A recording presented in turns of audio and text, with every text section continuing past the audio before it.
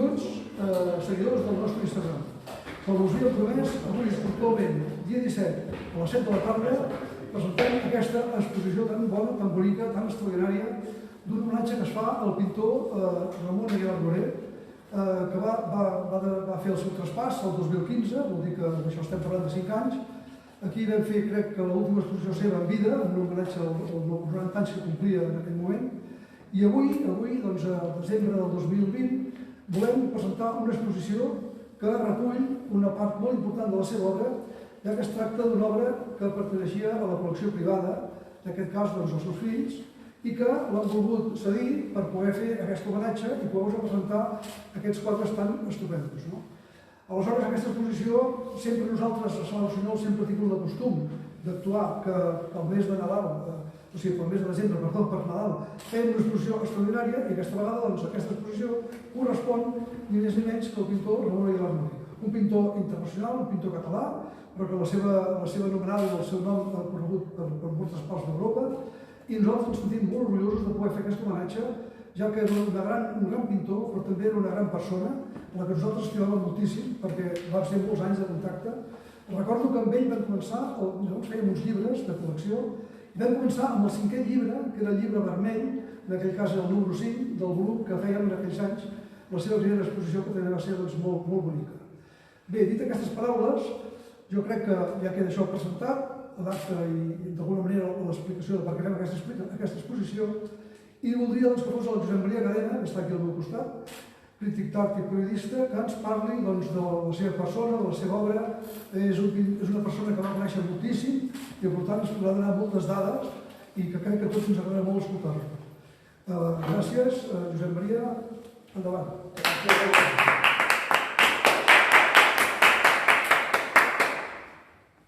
Jo crec que la presentació ha estat ja definitòria de la voluntat de la galeria en celebrar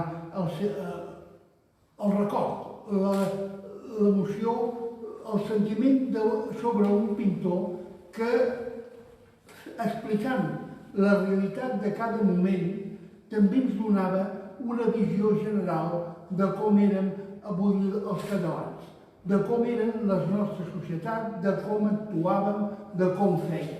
Jo el vaig conèixer durant bastants anys a la tertúlia de la Penya Punyalada, a Barcelona. Vaig acompanyar-lo amb algunes exposicions que vam fer per Catalunya. Vaig venir a aquesta sala precisament quan es va fer l'última exposició d'ell aquí, vaig conèixer-lo amb ell, amb un dels seus fills. Llavors vaig veure que era un home que no tenia diverses cares, que no tenia una activitat d'artista selecta, un artista ben consagrat realment per les seves exposicions, i que s'interessava per les coses. Era un home que anava amb americana en aquell moment i portava l'escut del Barça a la solapa. Després, un veia quadres d'ell i veia que estaven dedicats al jazz. Veia que hi havia representacions dels llocs que havia visitat amb la seva esposa per Europa, en viatges que eren de coneixement, que eren d'esplai, però que també eren de reflexió.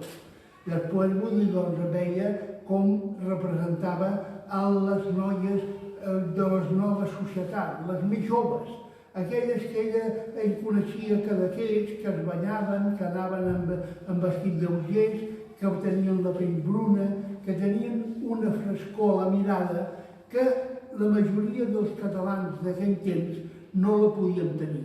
Perquè, esclar, el Ramon Aguilar Noguer va conèixer els temps anteriors a la Guerra Civil, aquells en què Catalunya havia trobat la seva manera de fer en totes les activitats, amb l'escola, amb la dansa, amb el anar pel carrer a la Rambla, per treballar en els llocs, i després la Guerra Civil s'ho van portar tot.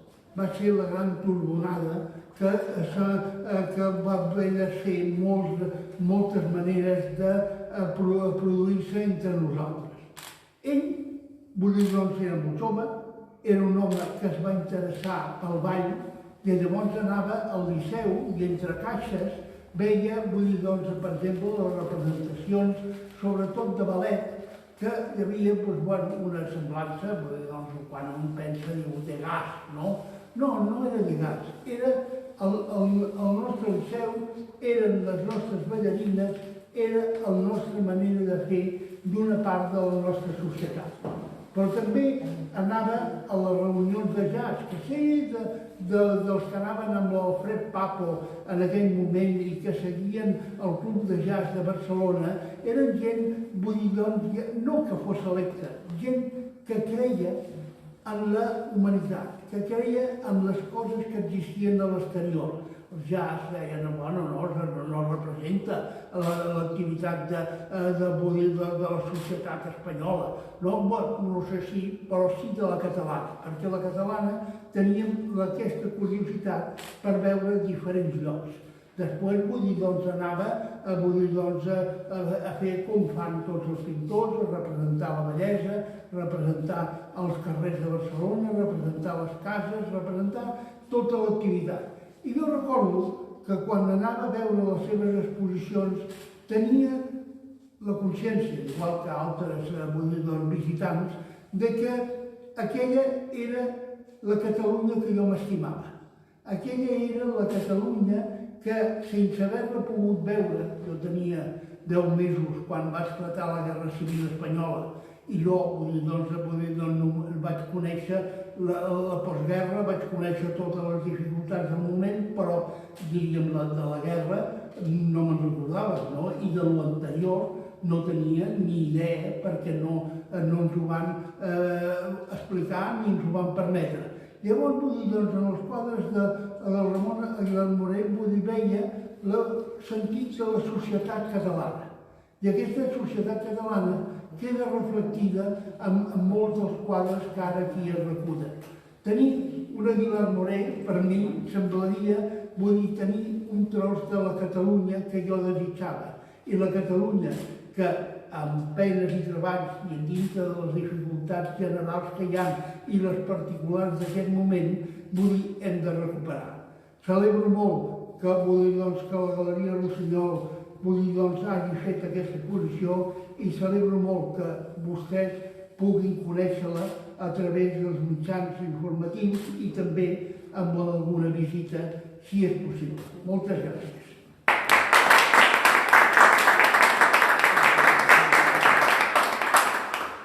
Josep Maria, moltes gràcies. Realment, com sempre, estàs extraordinari amb les teves descripcions i d'alguna manera fins a viure aquests moments que el Ramon Aguilar Morell va viure. I ara voldríem que fos el seu fill, Àlex, no? Que ens parli del seu pare, el seu fill, vol dir que d'alguna manera és el fill mitjà, no? Perquè el fill gran és el Marc, el petit és l'Oriol, no? I aquest és el mitjà. Doncs, d'alguna manera ens parlarà d'una vivència més, el que voldríem sentir-li la cosa com més familiar, perquè la cosa artística, la cosa, diguem-ne, com a important d'ell, jo crec que tots ja la coneixem molt. Bé, moltes gràcies, Ignasi, i moltes gràcies, senyor Cadena, també per les introduccions. A veure, familiar, potser l'entorn familiar va marcar molt el meu pare. O sigui, de fet, el meu pare va néixer en una família que hi havia una tradició artística important. El seu rebesavi, de fet, havia sigut un important fotògraf de Barcelona, va ser, de fet, el primer fotògraf local de Barcelona, el primer en establir-se el 1845. Napoleón, no? Napoleón, exactament, senyor Cadena. Napoleón, que va ser... Hi havia un altre fotògraf en aquella època, que era francès, que era el Frank. Entre els dos es disputaven el mercat els primers anys. En aquella època encara no feien fotografies, feien daguerrotips. Però després la virtut del Napoleón és que va ser el més longeu, diguéssim, com a estudi, perquè va començar el 1845 i no va tancar fins al 1963. O sigui, va estar pràcticament 120 anys obert a Barcelona, òbviament, passant d'una generació a una altra. O sigui, van haver-hi 3 generacions que van estar involucrades en això, i això va marcar molt la família. I va marcar molt també la trajectòria del meu pare, que a més de pintor també era molt aficionat a la fotografia i utilitzava la fotografia també com una eina de treball. A més, també el seu pare, o sigui, el meu avi, ell també va començar a ser pintor, va fer de fet una exposició a la Sala Parés, una exposició que tenim fotografies de l'exposició i conservem alguns dels quadres que es van exposar allà i tenia una qualitat molt important. El que passa és que va decidir, ell també estava d'alguna manera decidint-se entre ser metge o ser pintor i al final va decidir ser metge i llavors va abandonar la pintura. I també, dintre de la família, a la banda de la línia Morell, diguéssim, per la banda de la seva mare, dos dels seus oncles també pintaven de manera aficionada, vull dir que d'alguna manera hi havia un entorn artístic al voltant del meu pare molt important. Això segurament també va fer que el meu avi s'ho prengués a bé quan el meu pare va dir que volia ser pintor. I de fet, el meu pare va ser el que li va demanar amb un amic seu, que era l'Oleguer Junyent, que actués una miqueta com a mestre del meu pare. I el meu pare es va formar una miqueta amb en Junyent. Va ser l'única formació que va tenir perquè va anar a 4 classes de recerca artístic, va acabar fart i va marxar, mai va voler estudiar ni aprendre, diguéssim, formalment de pintura, ho va aprendre sol, va ser completament autodidacta, i a més es va formar en l'entorn que deia vostè, senyora Cadena, o sigui, l'entorn d'aquell de postguerra, tancat. Llavors tots els seus primers dibuixos són dibuixos molt interiors, de la família, de l'entorn familiar, i si va començar a dibuixar, a pintar jazz, va ser precisament perquè es passava el dia, l'única ocupació que hi havia era escoltar la ràdio, sentia Radio Liberty, que era la ràdio dels soldats americans, que s'emetia des de, estem parlant de l'època de la Guerra Mundial, de la Segona Guerra Mundial. Ell va començar a sentir jazz en aquell moment, que era una música que es desconeixia completament a Europa, precisament a través de Radio Liberty, perquè Radio Liberty, que era l'emissora de ràdio que era pels soldats americans, que s'emetia des de Pals, unes antenes molt grans, que de fet les van treure fa un parell de dècades, s'emetia des d'allà per tota Europa, i es feia propaganda també, diguéssim, de la banda aliada, i allà es feia molt jazz, o sigui, s'emetia molt jazz. I llavors el meu pare va començar a sentir aquella música, el va aficionar, i quan van haver-hi els primers concerts, de fet el meu pare va anar als primers concerts de jazz que van haver-hi a Barcelona. Això el va portar també a fer 2 llibres sobre jazz,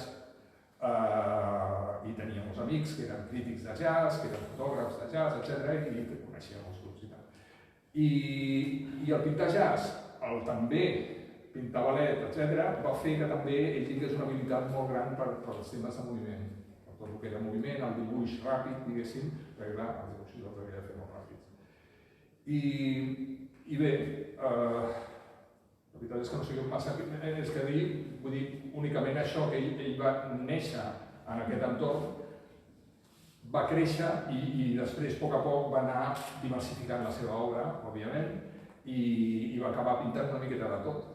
Abans deia que anava de viatge a buscar inspirar-se. Sí, era una autèntica tortura anar amb ell perquè amb un viatge que feia, que potser s'anava 5 o 6 dies, en 5 o 6 dies feia 4 o 5.000 quilòmetres en cotxe i anava, recordo una vegada que en 4 dies vam anar per carreteres secundàries i aturant-nos a tots els pobles, d'aquí fins a París, de París a Normandia, de Normandia a Bretanya, i vam tornar per la costa, diguéssim, de Bordeus. I arribàvem a un poble, el mirava, deia fora. Estava potser ni 30 segons en el poble, que havien fet potser 1 hora per arribar fins al poble, decidia que no li agradava, marxava, i a canvi de tant en tant es quedava interessat en alguna cosa que en realitat a nosaltres ens semblava gens pintoresca, però que ell veia alguna cosa allà i feia 4 punts, agafava 4 fotos, continuava i després acabava amb quadres que quan els veies deies però d'allò has tret aquest quadre, com és possible? O sigui, ell filtrava molt, diguéssim, el que veia, era un pintor figuratiu, però no era un reproductor de la realitat. Ell, diguéssim, transformava, filtrava molt la realitat. Això també feia que alguns quadres ell els hi concedís una especial emoció, diguéssim, o un especial valor, perquè senzillament en el procés de pintar-los ell havia experimentat unes emocions o el que fos, i això precisament és el que eren els quadres que ell guardava per ell, i que molts d'ells són els que ara constitueixen aquesta exposició. I també, òbviament, perquè ell el quedava satisfet, diguéssim, del quadre i deia, aquest me'l guardo. I bé, era el seu món personal, diguéssim, que el va envoltar. I que ets del Barça. I era del Barça, naturalment. Naturalment. Que voldria que parlessis una mica sobre la influència de la teva mare amb la vida del teu pare com a pintor. Vull dir, quina influència va tenir? Va ser una influència positiva per pintar? Va ser la influència. O sigui, el meu pare era molt bon pintor. De fet, diguéssim, estava permanentment treballant. O sigui, no anàvem a un restaurant i em brotava tot els sovellons i tot, perquè estava sempre dibuixant. Els llistins de telèfons de casa, diguéssim, que abans es feien manualment, s'escrivien en bolígraf i tal, s'havien de canviar cada 3 o 4 anys, perquè quan algú el trucava no sabia estar-se i parlar només per telèfon, anava fent dibuixos, i arribava un moment que ja no es veia absolutament res, perquè era dibuix sobre dibuix, i s'havien de canviar perquè ja no hi havia espai, diguéssim, no? Llavors, el meu pare sempre, des que s'aixecava fins sovint, perquè era una miqueta noctàmbul i a vegades pintava fins a 1 o les 2 o les 3 de la matinada, estava sempre pintant, matins, tardes, sempre, i pel món dels negocis, o no dels negocis, però l'administració o la gestió, diguéssim, del seu propi negoci, el meu pare ni li interessava, ni es preocupava, ni ho havia acabat sabent fer, perquè llavors la meva mare era precisament la que li donava tot aquest suport, la que li organitzava els viatges, li organitzava les exposicions, li organitzava tot, li portava els comptes, sabia on estaven uns quadres en un lloc, en un altre, etc. I en canvi el meu pare això ho va delegar completament a la meva mare i sense aquest tàndem no sé com de ben organitzat hagués estat el meu pare. Segurament no massa ben organitzat. Molt bé. Tenim alguna pregunta que em facin aquí a través de... Perdó, no sé. No, si la gent vol fer preguntes, que diguis tu, si la gent vol fer preguntes, que les Ah, bé, digue'm això. No, dic que la Carla m'estava apuntant, perquè com tots sabien que per mi és una miqueta no, m'estava apuntant que si els esteu seguint, voleu fer alguna pregunta, teniu la possibilitat, a través del teclat, a través del teclat del vostre mitjà de televisió, ens podeu fer arribar la pregunta que desitgeu fer-vos, perquè aquí està l'Àlex, està el Marc, el Josep Maria Cadena, està un servidor, per poder atendre si a algú interès especial en alguna cosa concret. Jo crec que l'Àlex ha parlat molt bé, i em dono les gràcies perquè ens ha fet un resum molt ben fet i molt maco de la seva, diguem, evidència del seu pare. Jo voldria recordar una cosa, mentre algú fa una pregunta i no la fa, voldria recordar només una cosa, que em vau explicar, no sé si va ser el Marc o va ser l'Àlex, potser va ser l'Àlex, que ells havien traslat a Cadaqués per viure d'una forma més propera amb l'ambient de pintura i l'ambient d'aquest que ell havia tantes vegades. I que l'últim any, quan es va despedir de Cadaqués, va sortir a la terrassa, un jardí, que des d'allà es donava tota la vista que veies de Cadaqués, i d'alguna forma va fer la seva última despedida d'aquest ambient que tant li havia portat a la seva vida. Això a mi va quedar gravat i penso que és bonic que tinguem aquest record amb ell perquè, en definitiva, una persona és més que una matèria. Una persona és un esperit, és una ànima, és una cosa viva, i totes les coses vives que podem sentir d'ell estan amb nosaltres i estan amb ell també, perquè jo el Ramon no el veig com una persona desapareguda, sinó que està, diguem-ne, en una altra situació. Ell jo crec que era un home creient, que era un home que volia, d'alguna forma, aquesta dimensió sobrenatural, i bé, no sé què ho fiu. Jo crec que en Marc ens vol dir alguna cosa.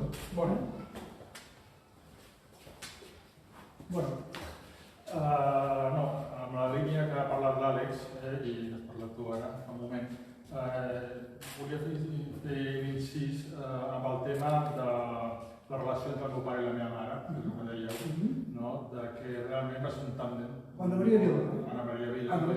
Va ser un tàndem molt especial. La meva mare va viure exactament per ajudar i apoyar el meu pare. Va ser una relació, una simbiosi molt bona.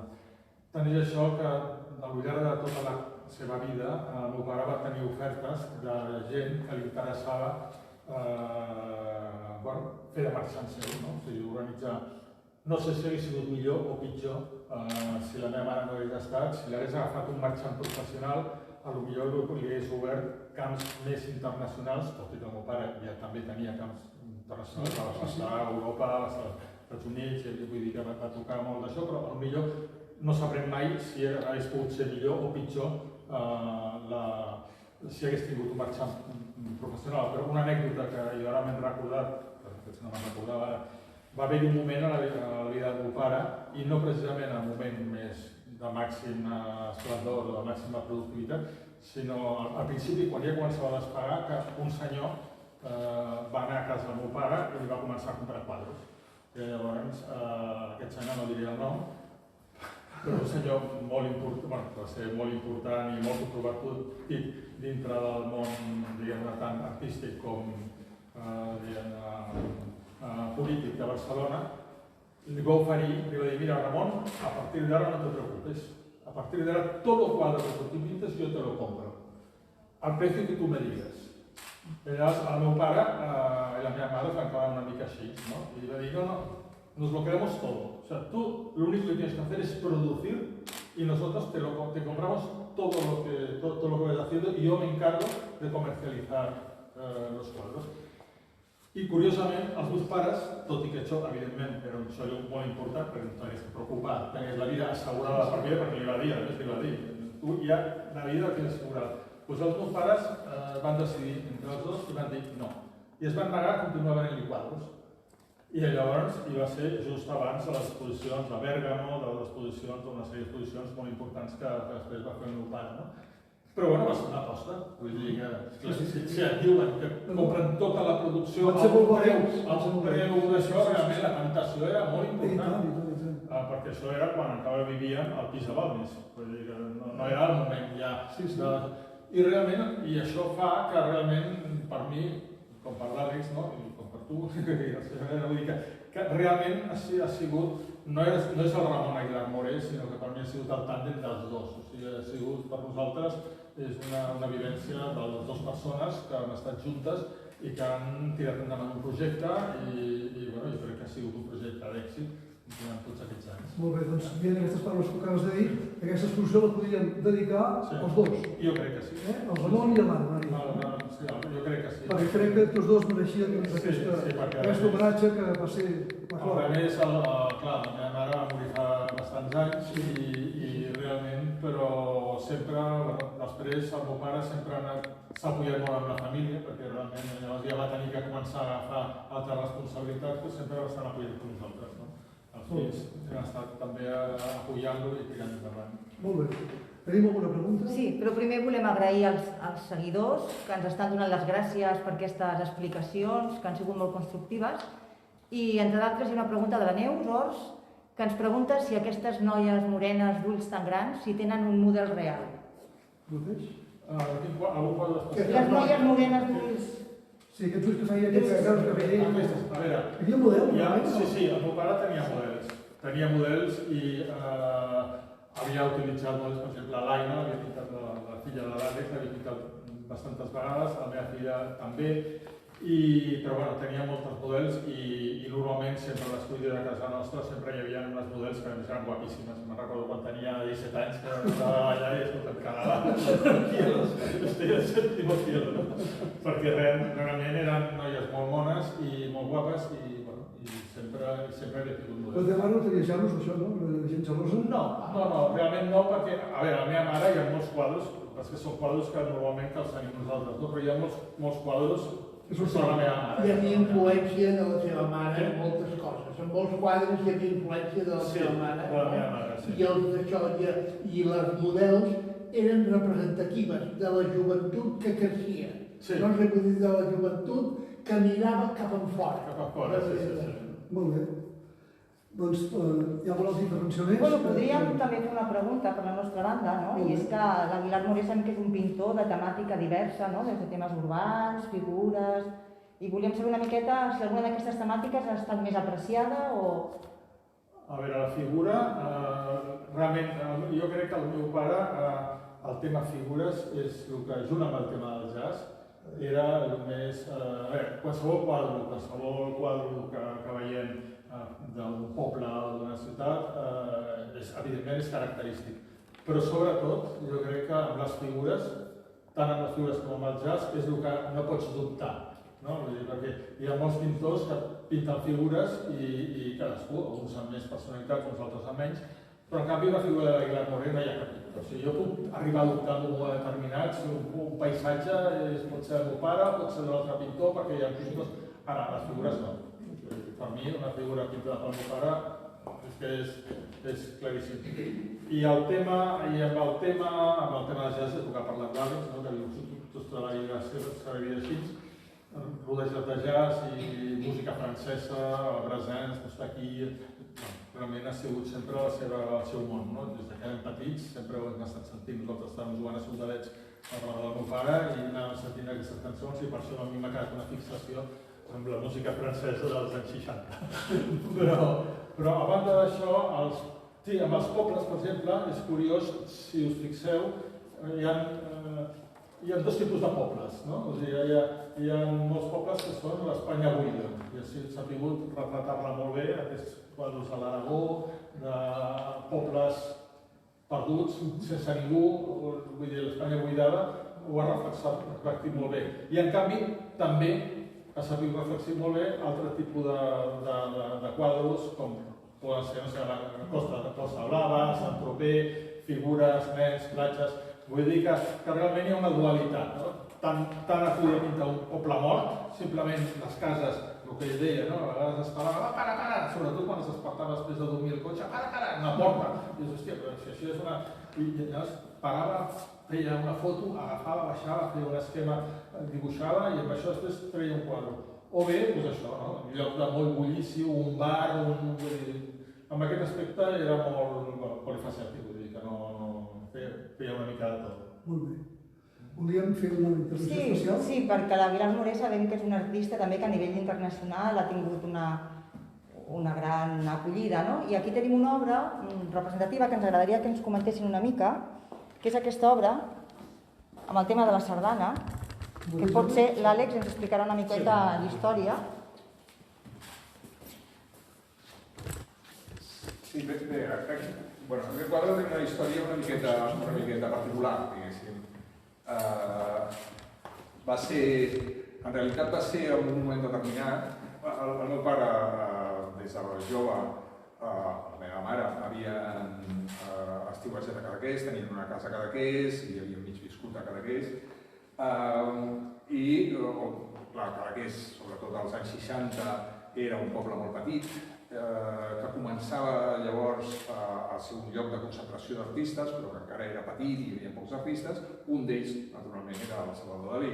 El meu pare coneixia, va tenir una relació des dels anys 50 fins que va morir Dalí, van tenir una relació, diguéssim, no és que fossin amics, perquè el Dalí tampoc tenia massa d'amics, diguéssim, però vull dir, sí que tenien una relació, es coneixien bé, havien participat en diferents actes conjunts i tal. I poc després de morir el Dalí es va organitzar l'Ajuntament de Cadaqués va organitzar una petita exposició amb homenatge al Salvador Dalí. I va demanar als pintors, uns quants pintors assenyalats a Cadaqués, que fessin un quadre, diguéssim, amb homenatge a Dalí. Llavors el meu pare va fer aquest quadre. En realitat ni surt del Dalí, ni s'assembla a cap obra del Dalí, però sí que està fet just davant de casa seva, a la placeta que hi ha davant de casa seva, de casa del Dalí, a Port Lligat, un dia que hi havia sardanes. I aquest és un dels quadres, precisament, que el meu pare se li va quedar una miqueta emocionalment, diguéssim, li va agafar molt apreci, però a més després, posteriorment, aquest quadre li van demanar per fer una exposició, va haver-hi una exposició itinerant sobre la sardana, que no tenia res a veure amb el Dalí, però era sobre la sardana, i que va circular per tot el món. Va estar a Xile, va estar al Japó, va estar per tota Europa, etc. I aquest quadre va ser un dels quadres, diguéssim, de l'exposició, era una exposició col·lectiva de diferents pintors, i aquest va ser un i va estar donant voltes, i el meu pare sempre estava preocupat per aquest quadre, a veure com tornaria, si tornaria en bones condicions després d'haver donat la volta al món, perquè repeteixo, va estar a mig planeta. I sí, va arribar sencer i es va quedar i es va quedar. Molt bé. Bé, doncs... Espartico. Sí, Espartico, exactament. Agraeixo aquesta ajuda que hem tingut per part de tots vosaltres, Josep Maria Cadena, el primer, en Marc, l'Àlex. Crec que hem fet un homenatge crec que molt digna, la figura del pintor Ramon Gerard Moré, i d'alguna manera aquesta exposició, com us deia al principi, és una exposició que hem d'alguna forma seleccionat per poder celebrar aquests Nadals 2020. Per tant, en totes aquestes festes estarà l'exposició penjada. Jo tinc aquí a les mans un catàleg que hem editat especialment per aquesta exposició. És un catàleg de 20 pàgines, de 20 reproduccions, i que també torneu una mica la seva història, encara que realment qui estigui interessat en conèixer més a fons la seva història, només té que contactar amb nosaltres, contactar amb els seus fills, o també consultar un dels llibres, un dels molts llibres que Ramon Aguilar Moré ha editat en la seva història. Perquè em dóna constància que ens ha hagut molts estan esgotats, ja no estan esgotats, no en queden, però encara hi ha algun llibre del qual encara en queda algun exemplar, i si algú té el gust de poder-lo fullejar o adquirir, penso que també podríem fer-li arribar un exemplar.